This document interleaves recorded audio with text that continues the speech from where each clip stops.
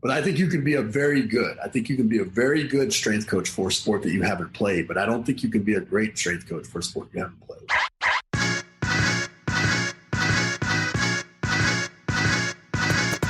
Hello and welcome to the Physical Preparation Podcast.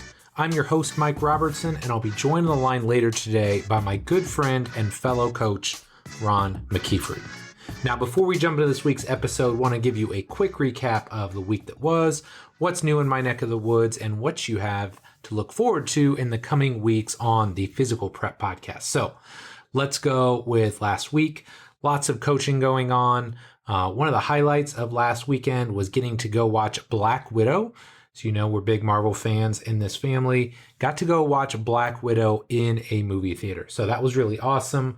Love the experience. Kids just love being in the big recliner seats, getting to watch like 8 or 10 previews. It felt like it was a million. Kendall, after everyone turning and looking at me, oh, that looks awesome. Can we go see that?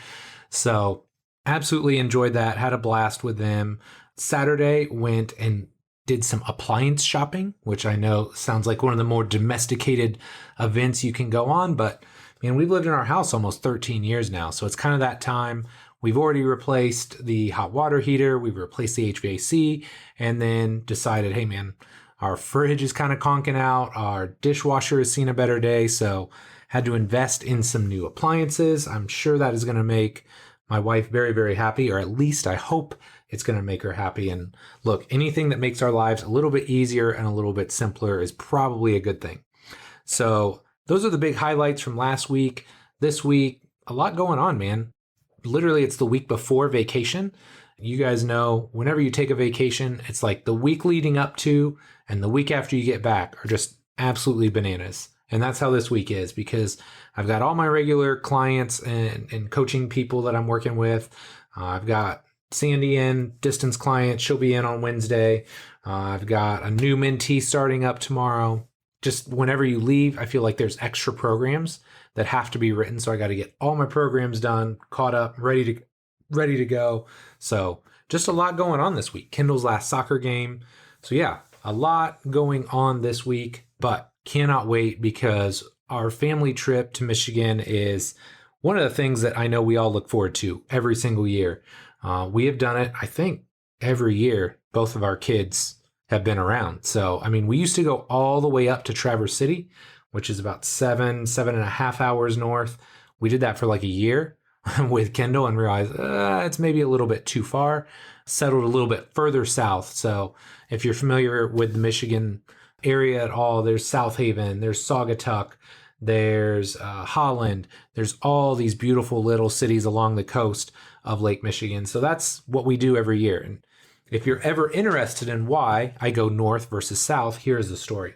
When Jess and I got married, way back in 2004, we decided we were going to go somewhere tropical for our honeymoon. And it's August. So we decide we're going to go to Cancun, right? You can't just go to Florida, right? You got to go somewhere tropical. So we go to Cancun. And first off, if you've ever been to Cancun in August, it's like hell on earth. I think the low every day was 85 to 90.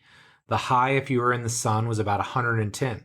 So if you're outside during the middle of the day, you realize, hey, I can't just sit. You can't just sit. Even in the shade, you're like just sweating bullets. So you have to be in the pool. So about 2-3 days in, I mean, we're loving it. We're in the pool, this swim up pool. And I noticed, man, I got like these weird, like kind of hive looking things on my arm. And it just progressively gets worse and worse as the week goes on. And eventually, by the end, I'm just like a hot mess of like a little bit of sunburn, like these hives all over like my arms. It was miserable because I couldn't go outside. If I was outside, I was sweating, which made me uncomfortable because of the hives. I couldn't get in the pool. It was an absolute disaster. So now you have inside baseball. You know why Mike Robertson does not go south in the summer. I always go north. That's why we go to Michigan. I love it up there. It's so chill, and I don't come home with hives from being in a pool too often. So that is what's new in my neck of the woods. Now, give you a little bit of insight. The next couple weeks, Iris and the amazing team that produce my podcast are going on a vacation. So you will not be getting one of these little updates for the next couple weeks. But I'm telling you, I got some really awesome episodes coming up. I got Ben Eisenminger, who's a competitive strongman. Awesome episode. Jelani Floyd and Dan Poneman, NBA agents.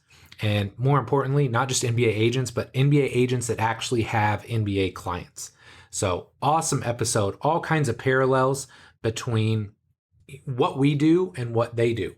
Very much service industries. So I think you're going to love that episode. And to bring it all together, we've got a solo episode from yours truly, and we're going to talk about program design. So awesome episodes coming up. We're going to take a quick break, and then we're going to jump to this awesome episode today with my guy, Coach Ron McKeefery.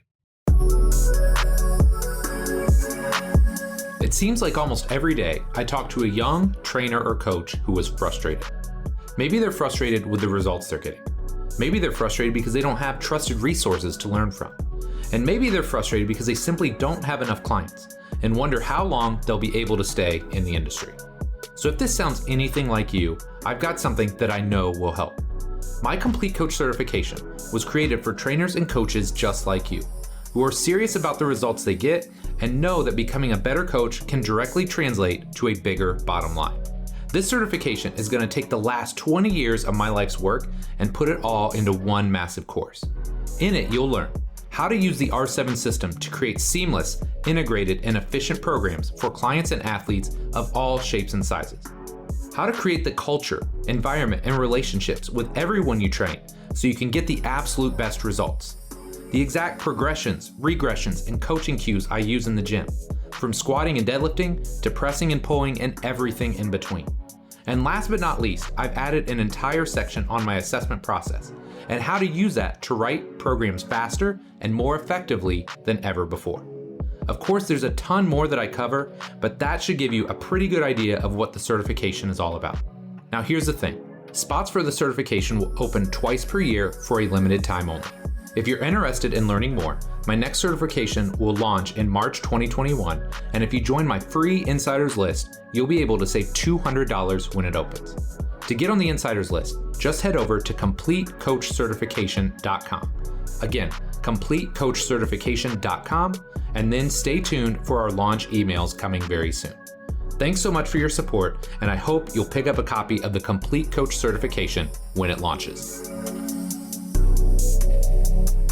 Internationally recognized as a leader in the area of sports development, Ron McKeefery has twice been named Collegiate Strength and Conditioning Coach of the Year. First by the Professional Football Strength and Conditioning Association, and next by the National Strength and Conditioning Association. In 2020, Coach McKeefery was awarded the International Coach of the Year by Strength and Conditioning Education based in the United Kingdom, and he is currently Assistant Athletic Director and Head Strength and Conditioning Coach at Fresno State University. In this show, Ron and I take a candid look at young coaches and how to be successful as a coach early on in your career. We talk about the need for stress and challenges as coaches, just like we would preach to our athletes. We talk about the role of community and culture and how they went about building that at Fresno State throughout the pandemic. We talk extensively about the difference between being credentialed and being qualified, and why experience will always trump knowledge. And last but not least, we talk about why if you want to be truly successful in this field, you have to deliver value. This was an awesome episode, and I know you're going to love it. But enough for me. Let's do this.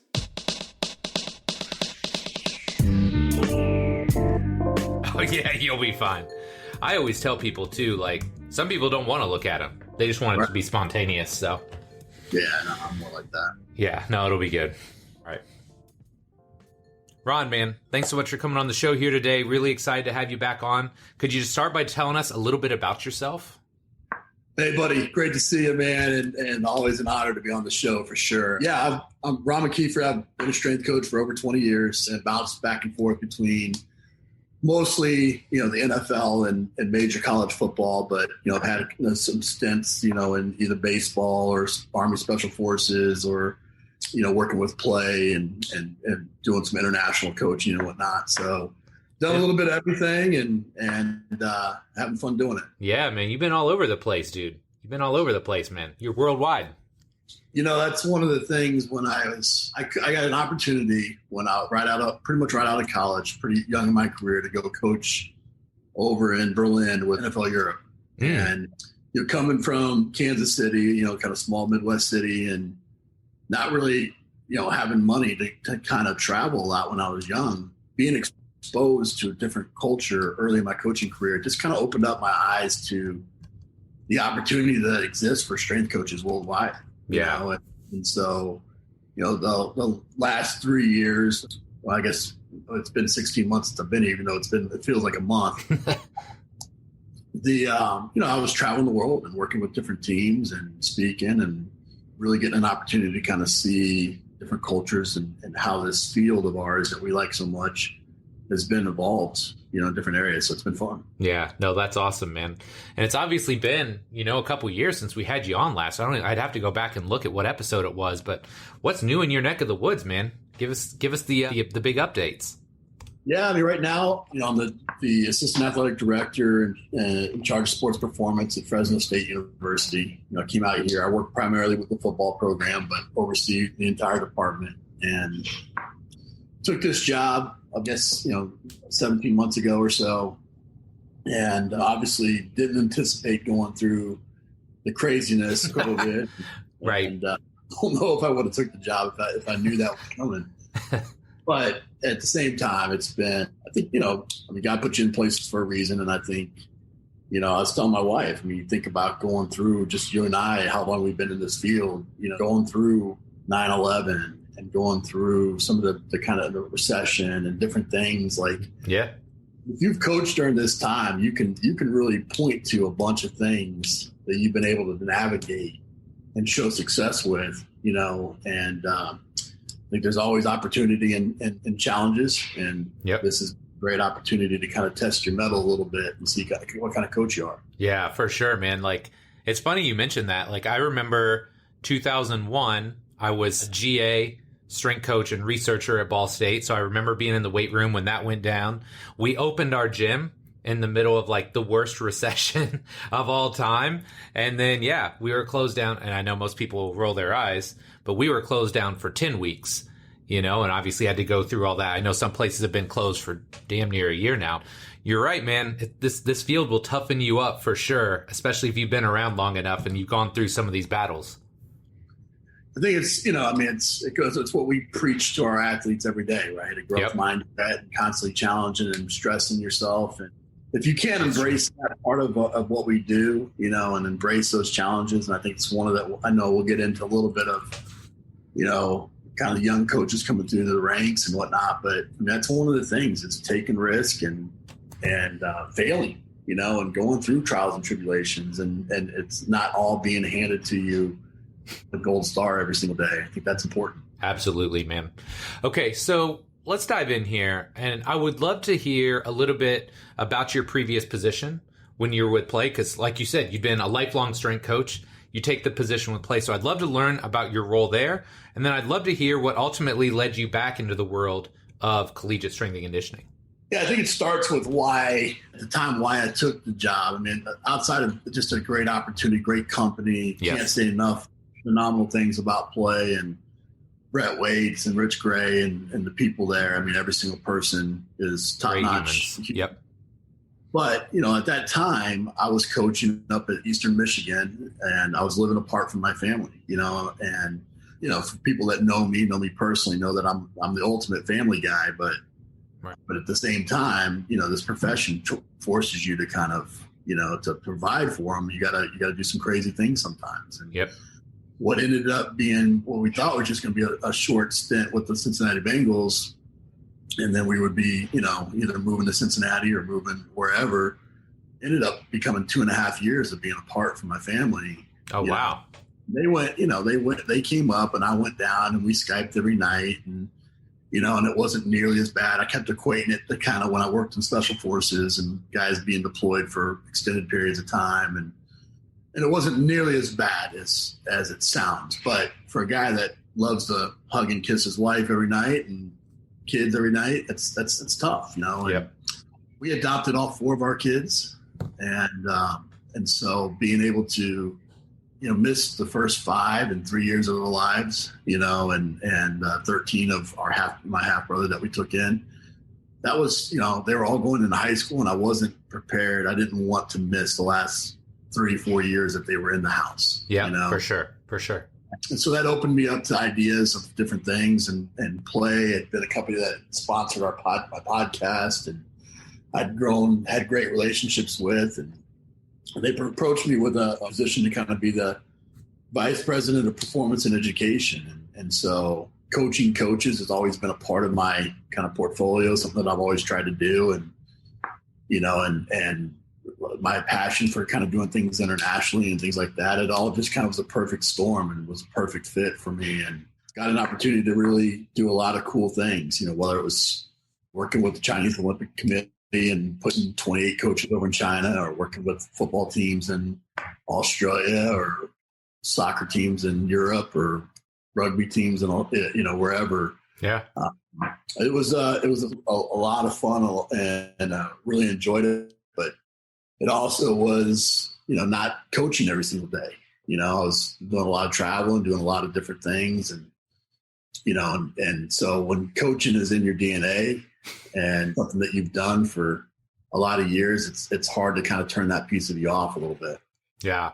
It's so funny you use the exact words I was writing down, because I had this discussion, as I alluded to before we got on the show, with Scott Caulfield a while back. And he said kind of the same thing. It's like, as coaches, there's part of us that's education based, right? Like, we educate our athletes, we educate the people that we train.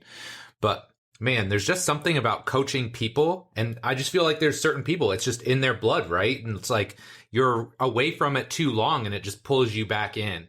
So it's just so funny that you use that exact same term that I used with him a couple weeks ago, because I really feel like either it's in you or it's not. Yeah, 100%. I think, like you said, coaches, I know for me, to be honest with you, not having chaos in my life was something that was really I was kind of missing that. Right. And right. It was kind of a normal day. And although there was some things with traveling and things like that got crazy, but I didn't have chaos, and when you're used to working 12 hours a day in chaos, it's something that you don't feel normal. Yes. I love that, man. I love it. So you take the job January 2020. As we all know, March 2020 comes around and basically drops a bomb on all of us. And there's been some big changes in how things are done. So I would love to hear from you about, like, maybe give us some insight into like the first 8 weeks you're on site, what's happening, and then how things change and how you evolve out of that to keep things running. Yeah, it's a very interesting situation. I took this job, the head coach and the offensive coordinator, two of my best friends, and so it's a chance for us all to coach together. That's and awesome. Get our families together. And, this is a different time of my life. My kids are all in college at this point and playing sports in college and whatnot. So it's kind of, it's not as much risk, in a lot of ways, right. If I was fired or something, But it's just it's what we work so hard to do: be with good people, choose where we want to go, those types of things. So I take this job with all that in mind, and different adventure. I think that's important for young people that are listening. I think we only get one life, and it's important for you to try new things. And you can snap your finger, and all of a sudden 20 years go by, which it seems like almost every day, and not have any stories to tell, and not have any experiences to think back on. But we take this, we get in, I go right into a winter off-season program, and it was good. We had a great winter. It was a lot of fun. It was the typical grind, and my family wasn't, stayed, back, and we get to March, and family's moving out, and all of a sudden we get, we're supposed to start spring ball on a Monday. We finish on a Friday, and we get sent home, and out here in California, pretty much everything shut down. Yep. And in a lot of ways, it's still very much close to that. And, our players got sent home and had no end in sight. I thought that it would be a week and we would be back, right. And what I thought would be a week ended up turning into, we didn't get our kids back until September. And so March to September, when you're you're a new staff and you're trying to build culture and you're trying to build buy-in and all these things, that's a challenge, and trying to maintain hope and not be perceived as incompetent, being able to, you're talking to your athletes saying, hey, we think it might be a week. And then all of a sudden a week comes by and you're still like, well, maybe it's another week, and you keep kind of looking bad that way. So you're losing some trust that way. Yes. With trying to motivate them to find creative ways to train, and I think just where the world's at. I mean, I think people are kind of shifting their focus away to they're really becoming compartmentalized, and they're really kind of in their own world these days. If you're in their world in the moment, then you're important. But when you're not in their world in the moment, sometimes you're not. Yes. And I think that was where we're challenges. So in September, we hit a short season. We had kind of a rash of COVID come through during that time, and we were only able to get 6 games in. And, we sent them home for a couple months after that and brought them back. And since we brought them back in February, it's been fairly normal in terms of our training calendar, but it's been obviously, instead of training in 2 big groups and having kind of the atmosphere and culture and all that, we've had to go as little as 10 people in the weight room at a time. And, try to maintain intensity and try to maintain culture, those types of things. So it's been, I know I'm preaching to the choir with everybody that's listening today, but it's been a challenge, and it's forced me to kind of think outside the box in a lot of different ways, and things, probably more importantly, things that I used to die on a hill about, how important they were, are things that maybe I'm like, it's not that big of a deal now. Right. So I got 2 things here. Number one, I can 100% relate on this idea of losing trust or looking incompetent, right? Because I went through this as well. As a business owner, we thought the same thing. We thought, okay, well, we're going to get shut down for 2 weeks and then it'll be back to business. And I remember writing that first email like, hey, look, we think this is a temporary thing. We're going to check all these boxes, and 2 weeks come and go, and they give us another 2 weeks. Well, now I got to write another email, right? And I got to backtrack on what I just said. And so finally I got to a point, early May, because we were also having this issue between what like the local mayor said and what our governor said. So it's like this pissing match back and forth between who's going to carry the most weight. And I just finally got to a point where I'm like, look, I love you and I want you in my gym, but at the same time, I'm not going to write another email until I have a definite answer for you. Yeah. So I totally get where you're coming from there. But then I also have a follow-up question, because I think this is such a unique situation, like you said. And if you've never been around college football and that atmosphere, it's a huge cultural piece. Like, hey, man, we're in the gym together. We're grinding together. We're getting strong. Like all of those pieces. How did you go about doing that when you're working from a distance? Like what things did you try out or employ to try and make sure like, hey, we're going to do the best that we can given our current situation? Yeah, I think before I answer that question, I think that what you touched on, I think it's real indicative of where we're at in the world these days, is that there's no shortage of people telling you what you want to hear. Yes. Without any kind of science, or without any kind of backing or anything along those lines. And so, you're fighting not only the trust battle, but you're also fighting against, kind of hyperbole. Yes. Yes. And I think that's important, as we go through this, because we're rooted, everybody listening is probably rooted in science.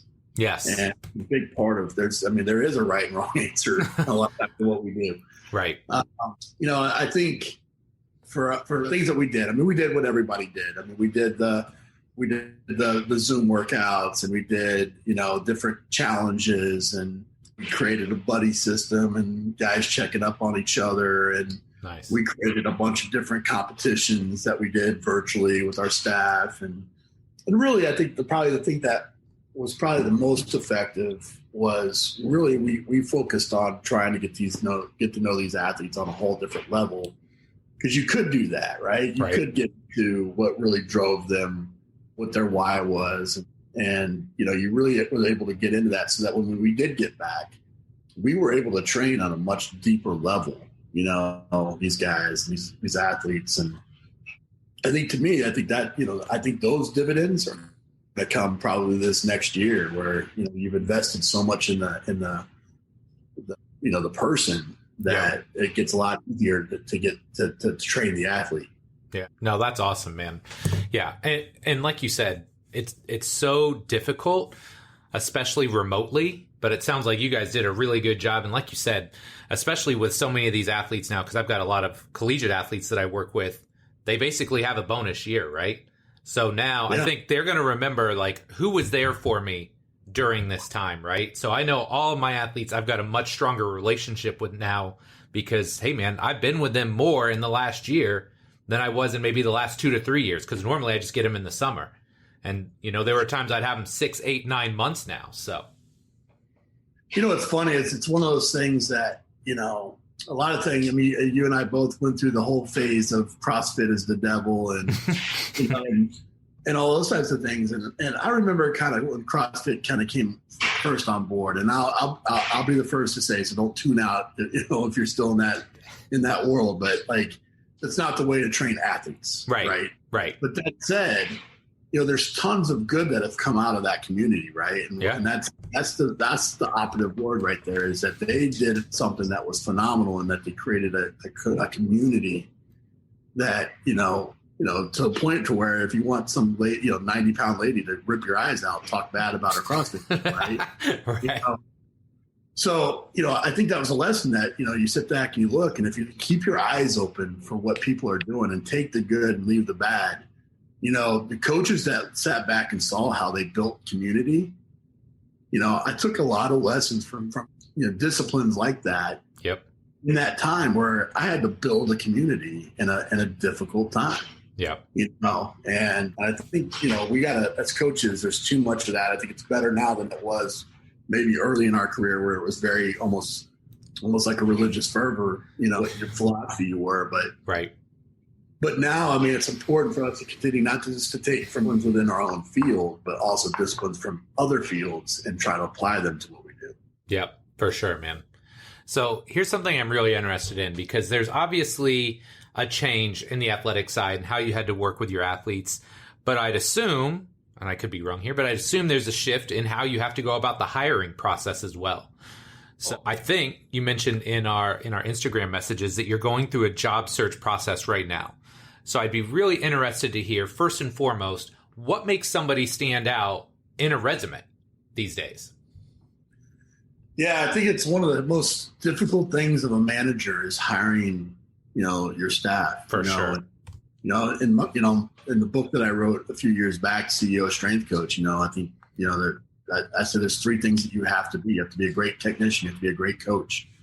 But you also have to be a great manager of time, people, and resources. And people is the hardest part, yes. And then you also have to be an entrepreneur. You have to be forward thinking and constantly sharpen the sword and challenging your ideals. But specifically when we're talking people, I mean, this has been a tough deal. I mean, we had a player, this is a couple weeks back now, but we had a stud senior player that's a man. I mean, he's 22 years old.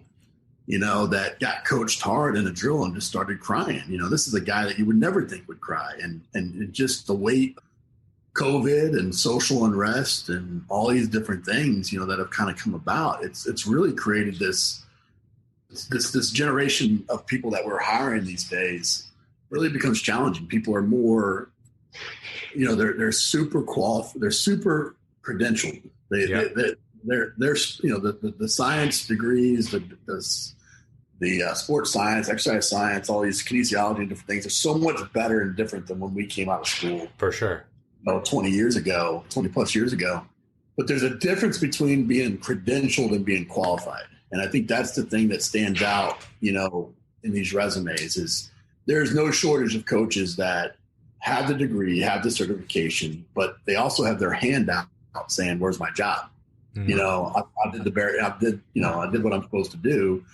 And because of social media and all these different things, and they're seeing this kind of instant gratification of things, they're like, well, I see the 23-year-old that has the head job at whatever NFL team or NBA team or whatever, and they're not willing to put in the work to make themselves or put themselves in a position to be qualified for that job. And so when I'm hiring, like I am right now, hiring a basketball strength coach or hiring somebody, a director for football, we are past, there's just too many coaches out there to where we can make the distinction that, okay, because you worked baseball at whatever school, that you can be the football strength coach at a Division I top 25 program.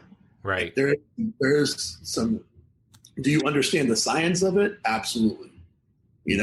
And no question, but the experience and knowing the training calendar and knowing the stresses that those athletes face and understanding the culture piece is so different in those sports or any other sport, for that matter, that you have to be, you have to build a resume that supports the positions that you want. Yeah. And I don't think coaches these days are doing that. I think they're getting a broad spectrum of experience. Now, it's spreading between sports performance facilities, with owning their own thing, with, working as a, low-level assistant somewhere, and they think that those experiences are all the same. But all you're telling me as an experienced coach is that you don't really know which one of those buckets you want to be in. Right. And, versus the coach that's like, okay, I'm going to be an intern until I work my way up into that GA spot, until I work my way up into that assistant spot, all in that same sport. And I like to take it even one step further, that there's no shortage of people that disagree with me on this, and I welcome it. But I think you can be a very good strength coach for a sport that you haven't played, but I don't think you can be a great strength coach for a sport you haven't played. And I think it's just until you've put yourself in being a football player and walk into a stadium where 80,000 people hate your guts, you don't understand that. Right. The things that come with that. Yep. And so I look, to answer your question, in resumes, I look for people that have become qualified and built a resume that supports the job that they want and shows me that they understand, that they have to build up those experiences, and that they have got experience as an athlete in that sport typically. Yeah. Yeah. There's a couple great points you make here. First off, I talk about this all the time on this show, the difference between knowledge and experience, right? We all know the guy that can quote Mel Siff super training, his thoughts on plyometrics, but then can't write a plyometric progression to save their life, or can't demonstrate it or can't coach it. So you're absolutely right there.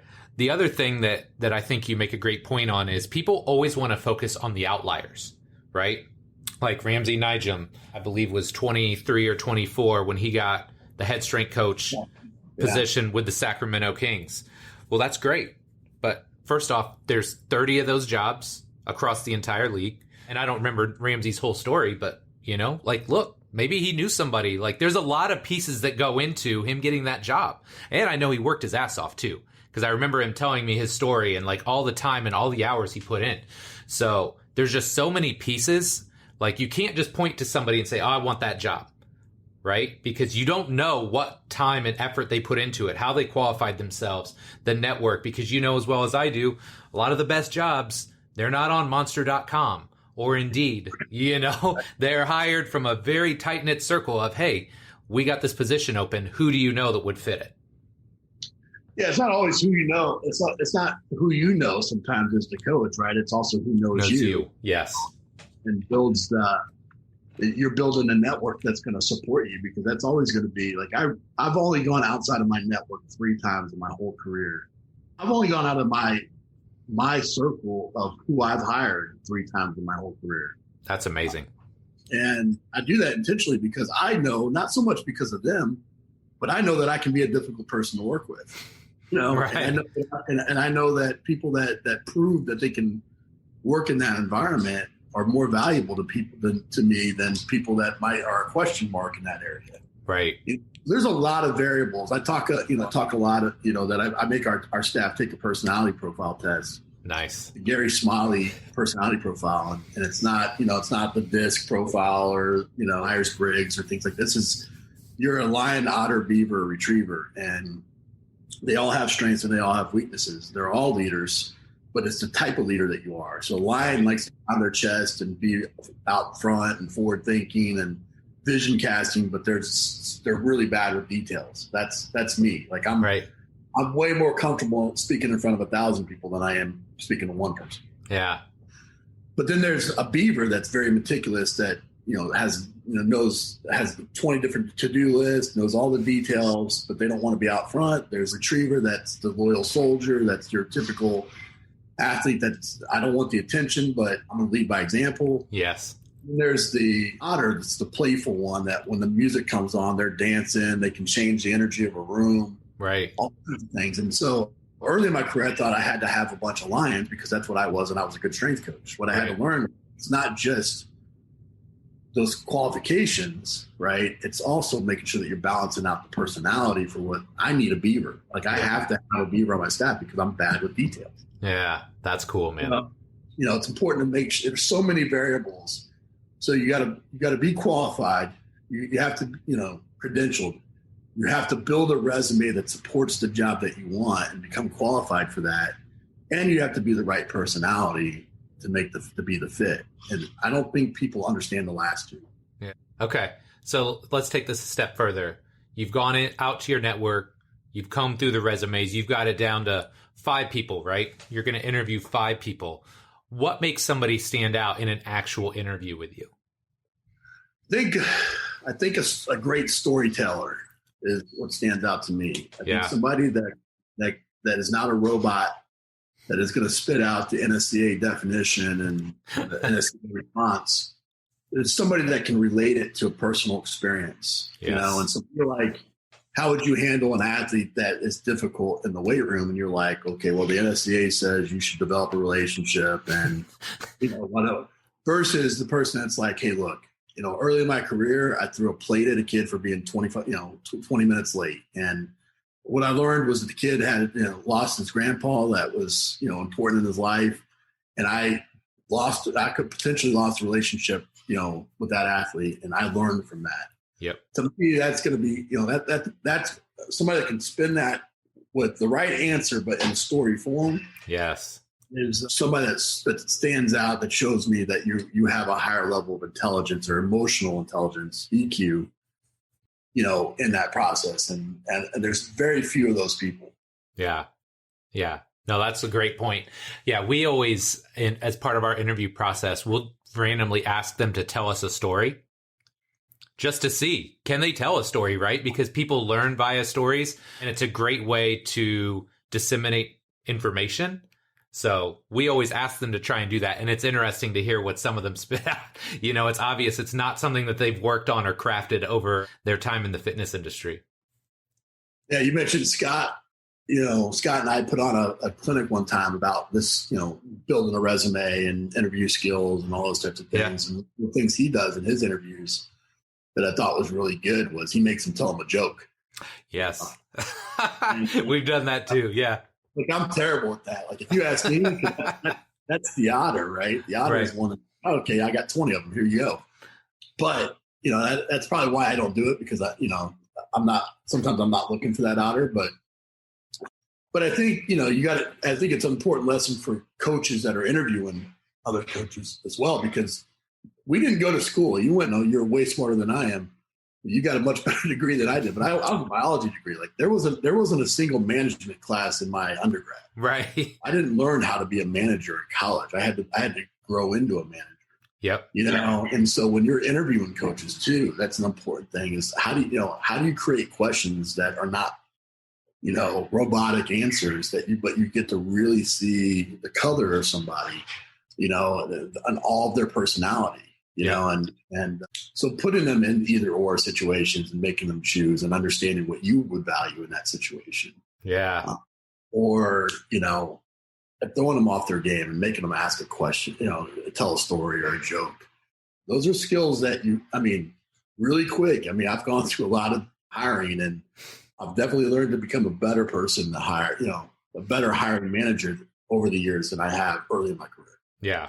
Yeah. That's not, like you said, that's not something they teach you in school. And if they do, there's nothing you can do in school that will equate to that real world experience of either hiring the right person or, in a bad case, hiring the wrong person. Because we all know what the wrong person does to your company, your culture, your community, right? Right. Well, we talked a little bit early on about the culture and how, especially in this environment, it's such an important piece. I mean, I've done every possible philosophy. I've done every type of thing that you can think of in strength conditioning. And, most of the time it comes down to the culture of your team, not what you're doing, the scheme of your offense or defense or the scheme of your strength program. And because we're around these athletes more than anybody, we're a defining variable in that equation. Yep. And so the right people and putting the right people around your athletes, that's super important. Probably as important, if not more, than your philosophy and what you do. Yeah, no, I agree, man. All right. So kind of wrapping up this theme of hiring and bringing people on board, you mentioned in our kind of DM messages back and forth before the show that you feel like it's getting harder and harder to find good assistants these days. And I'm intrigued by that. Why do you think that is?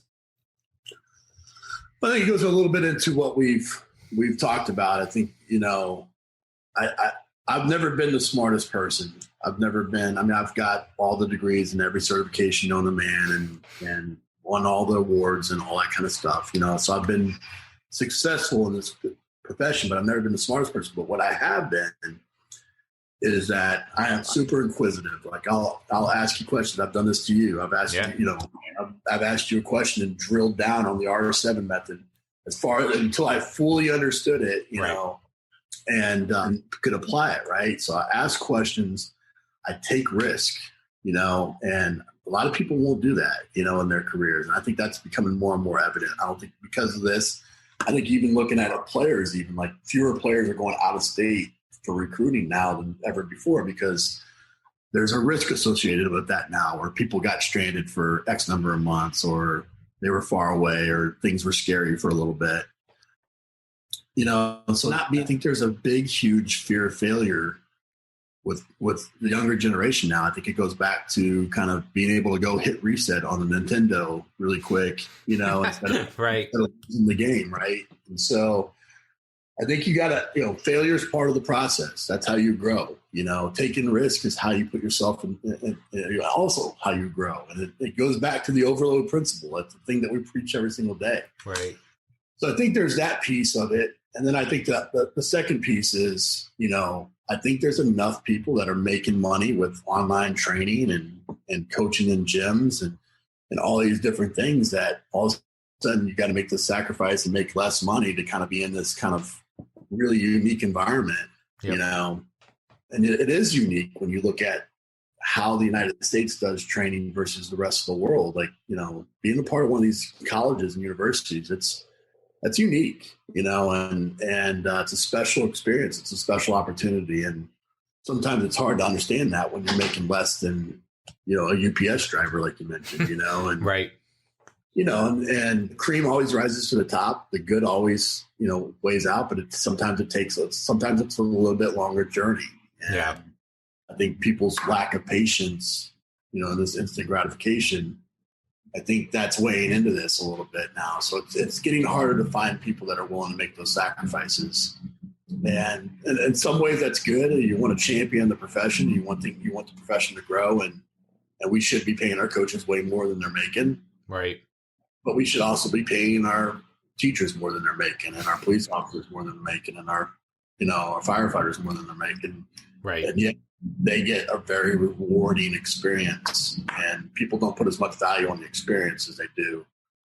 Being able to jump on a plane and go somewhere and go into a stadium with 80,000 people and play a game and have an impact on some of these young people that are going to go be future leaders. Like, that's special. Not everybody gets that. Yeah. Okay. This is such a great point. And so I want to kind of hammer this home because you make a couple great points. Number one, there's a process to this, right? You don't show up on day one and get to be the boss. And some people don't like that, right? Like, they want to be the boss because they have the credentials. They passed the CSCS or whatever. So they think that implies that they should be the top dog, and it doesn't work that way, right? Because like you said, there's this breadth of experience that you have. The longer you do this, the more you realize, and it's probably like most professions, the more you realize, damn, I didn't know anything 15 years ago. right? Because you didn't have any perspective and you didn't have that accumulated experience. So that's huge. But the other thing, like you mentioned, is a lot of the benefits that we get in this field aren't always financial, right? And now, granted, like you said, do I think coaches should make more and trainers? Yes, absolutely. Especially when you consider all of the impact that they have on people. But it's hard to put a monetary value on, in your case, taking this 18 to 22-year-old young man and helping him become a real man and growing his character and forging him into a strong human being the rest of his life. Like, that's part of why people ask me all the time, like, well, why do you do so much volunteer coaching with your kids? Well, number one, it's time with my kids, right? But I also get to have an impact on 12 or 14, young people, and hopefully show them some of the lessons that sports can teach you. So it's like, I don't get paid to do that. It's a volunteer thing, but I do it because there's a massive reward for me, and it's not necessarily financial. So I think you make a couple great points there. Yeah, I think it's, this is where I've really leaned on you through the years and many, many others. But, I think the thing about it is we still are looking at this in very much a kind of compartmentalized or reductionist type of thinking where it's either or. Like, either I can make money or I can be a coach. Yes. And, the thing about it is like, if you're a talented person, and if you're in this field and you survive this field, you're talented. Right. Now, the average person can't motivate somebody to do something that they're uncomfortable with at 5 a.m. in the morning. Like, they just, a lot of people that can't do that, but you can create kind of this ecosystem of different things to be able to do what you want to do. I think that's the best thing about where we're at in time is you can literally make a profession out of anything. Yeah. And so I enjoy being in the college environment, working with college athletes. That's what I love to do. Okay, so I'm not going to make $1 million a year as a strength coach. It's just not going to happen. Right. But, but I can do that. And, $100,000 comes from that. And then I can write books and $100,000 can come from that. And then I can speak and maybe $100,000 comes from that. And I create this ecosystem of things to where, that's my goal. My goal literally is to be $1 million strength coach, and that's awesome. And so, like, I don't think you have to be, now you have to work and you have to have I don't golf. I don't have a lot of freaking other hobbies that, takes, I don't watch a lot of TV. Right. So I put my time into, speaking or writing or, real estate or whatever. And, I create these other things that kind of allow me to do what I love to do. And yes, I think that's where young people, especially, they think that that's so unsurmountable that they don't think that way. But man, if I'm a young coach right now, I'm freaking driving Uber or Lyft or something, and that becomes one of my ecosystems, and that's allowing me to do what I want to do, but I'm replacing that as soon as I can. Exactly. With something that's more passive, and I think, people just don't think that way. Yeah, no, that's great advice. And yeah, man, I mean, when I started, I was an intern and I was working part-time at Kinko's. And I just remember my first year of grad school, I had like powerlifting practice at like 6 a.m., took classes. I was a graduate assistant in the lab, so I'd go there. I'd spend a couple hours on the gym floor every day. And then I still worked at Kinko's.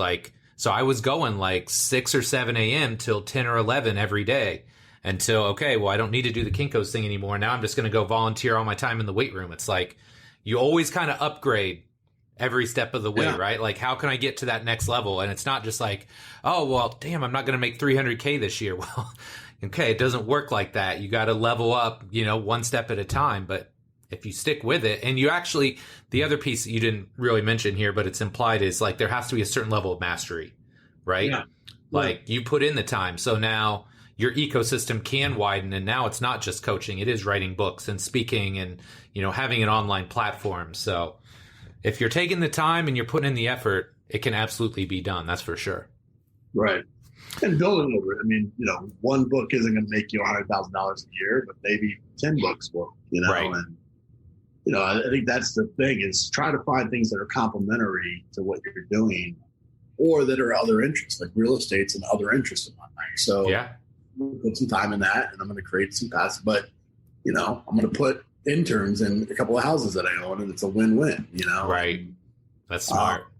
So I think you just got to think more outside the box. And I think, it's not, I think it goes back to what I said, don't have a reductionist line of thinking about anything. Always try to find, that's not either or, it's and, how, and. Yeah. I love it, man. Okay. So let's bring this really full circle here. If you could give one piece of advice to a young guy or gal who wants to start working in collegiate athletics, what would that be? I think it's define it early. Close your eyes and paint the picture of what you want your life to look like, and then reverse engineer it. And figure out what's going to help you develop either the skill set or build the resume to get that position. Love it. It's exactly what we do with coaching, right? Or writing a program. Like we have that vision of what we want our athlete to become, and then just build backwards from there. That's what program design is, I feel like. Absolutely.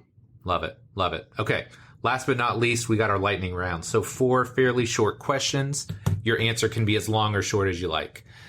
Number 1, what was the highlight of your time working with Play? Oh, man. You guys did some good things, so I'm really interested in this one. I did some incredible things there, whether it's freaking, walking over the bridge in Australia, the Sydney Bridge in Australia, or Pyramid in Mexico, or the Great Wall in China, or, That's amazing. There's some unbelievable things, that I was able to do that were blessings. I think the best thing would be I did a TV show called Beyond the Chalk that was produced and the whole deal. And I thought that was being able to highlight coaches, the people they were outside of the weight room was probably the coolest thing. That's awesome, man. That's awesome. Okay. Number 2, since we're friends on the gram, how was that trip to Napa Valley, man? Fun? Yeah. We had our coaching retreat is what he's talking about. We were able to get up to Napa Valley and as a staff, and that's the first time. What's crazy about that is that's the first time that we've gotten our full staff with our wives together in 17 months of being here. My gosh. So just getting all the wives together and, some time away from the office, which I think is super important. Yep. Was awesome. Now, while the guys were out golfing, I was freaking making reference calls on people I was trying to hire. I didn't get to enjoy the whole trip, but yeah, it was great. That's awesome, man. Yeah, I love it up there. I've only been once, but definitely want to go back when things open up.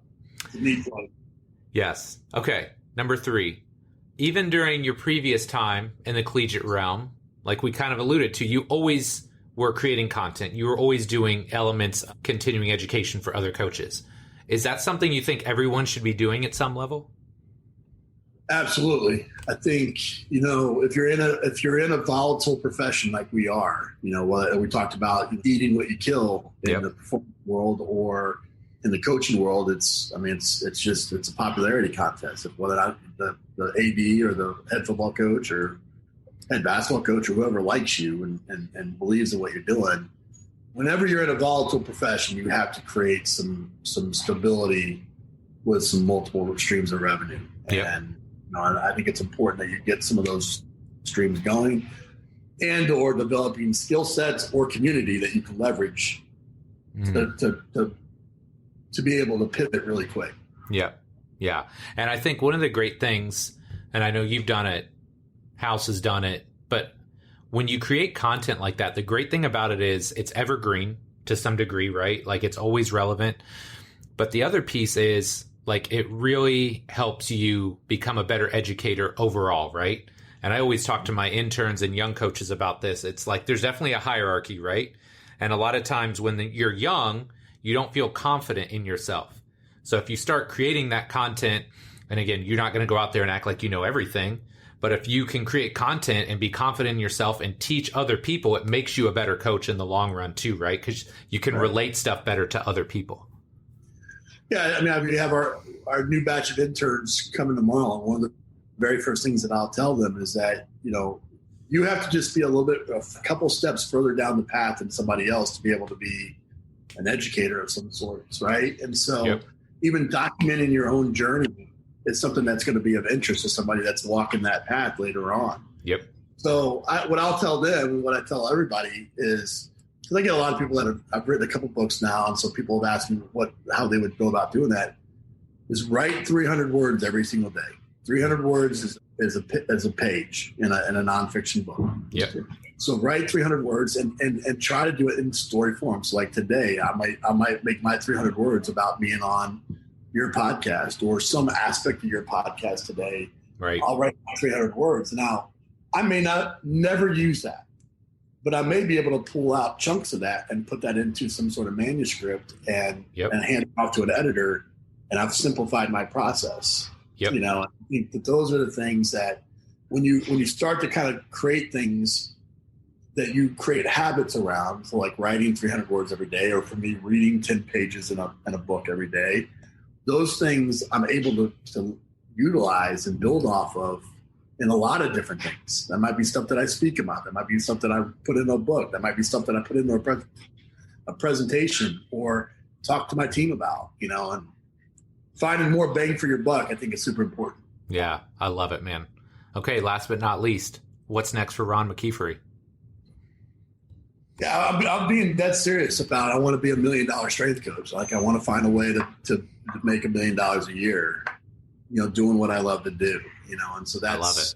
Building out these other revenue streams. And, I had originally, came here with the intent of kind of leveling up my niche. Like I came in as, I feel like I've done quite a bit in the strength and conditioning world, and I spent more time in that world. So I kind of wanted to level up to all coaches and talk about kind of this concept of building a brand that is, I think a lot of times people talk about entrepreneurship in a way to kind of pivot completely out of what they're doing. I don't think coaches want to do that. I think they want to stay doing what they're doing, but build more stability. Yes. And that was where I was headed. But honestly, just kind of the times, I don't want to be kind of coming across as wanting to make money off of coaches in a difficult time. Yep. And I didn't want my employer to think that I was not being 100% focused on the job at hand. And I wasn't training athletes every single day. Right. I've kind of held off on that, and just kind of the environment. So to be honest with you, I don't know what it is from a content perspective. I don't know if I'm going to kind of go back into the strength conditioning piece and kind of build off, the CEO strength coach kind of model. Yeah. In a different way, but what I will say is that I'm building different buckets: real estate, investing, speaking, writing, coaching. I really like what Gary Vaynerchuk does. I think he's hard to listen to sometimes in terms of how he delivers things. But what I like about what he does is he gives away his best stuff for free. I want to give my best stuff away. All this experience in strength and conditioning, I want to give that away for free, but I want to be able to leverage that community that I build with other things, whether that's books or T-shirts or things that are completely unrelated to strength and conditioning. Yep. So I'm going to make one final point here. Some people may hear that and be like, oh my gosh, like, how can you do that? Or, oh, that's not what we do. But I want everybody to think about this, because I love that goal. I think that's an awesome goal. Just imagine this.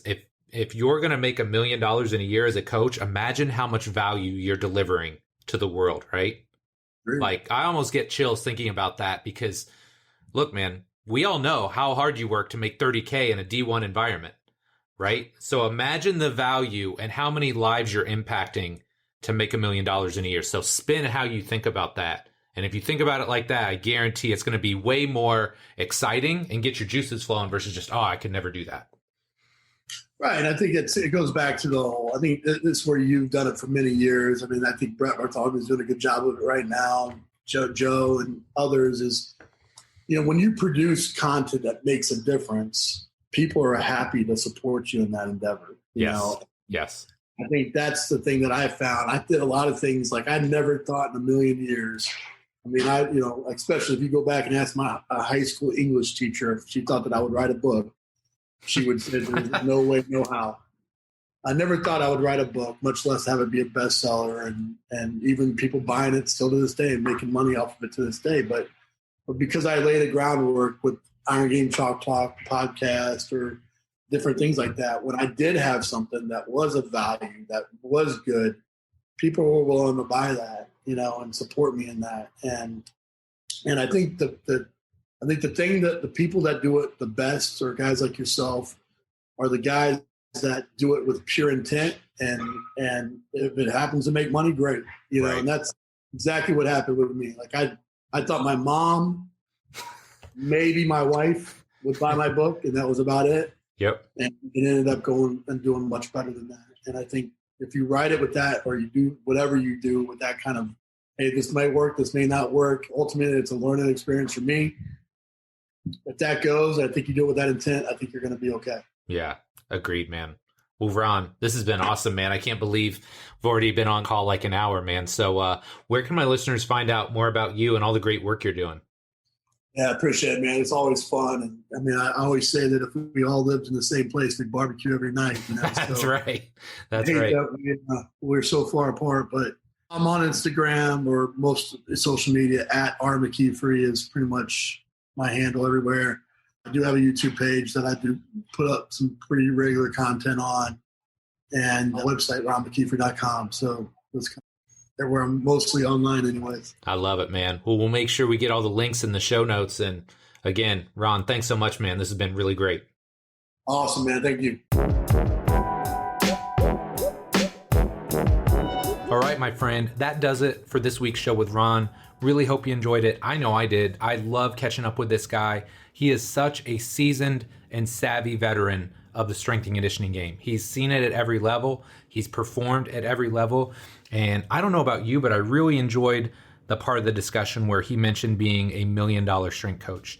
And I realized that might turn some people off, but look, I'm an altruist at heart. I want to give as much as I can to our industry.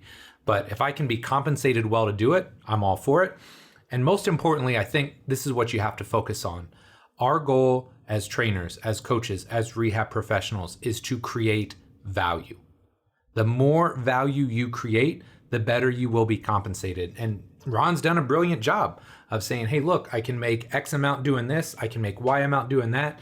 Z amount if I do this other thing. So I think that's a great way to look at our industry is, hey, create value, demonstrate value, and then find as many ways as possible to be compensated for it. And I think that's a way that we all need to look at this industry because it allows us to not only be successful within our industry, but it also allows us to explore other avenues and to create other hobbies and passions that continue to fill us and drive us. Because look, let's be real here, coaching is an energy intensive game. So you've got to find ways to recharge the batteries, get the energy flowing again so that you can give everything that you can to the people that matter most to you. So, my friend, as always, thank you so much for your support. Love and appreciate you. And we'll be back soon with our next episode. Take care.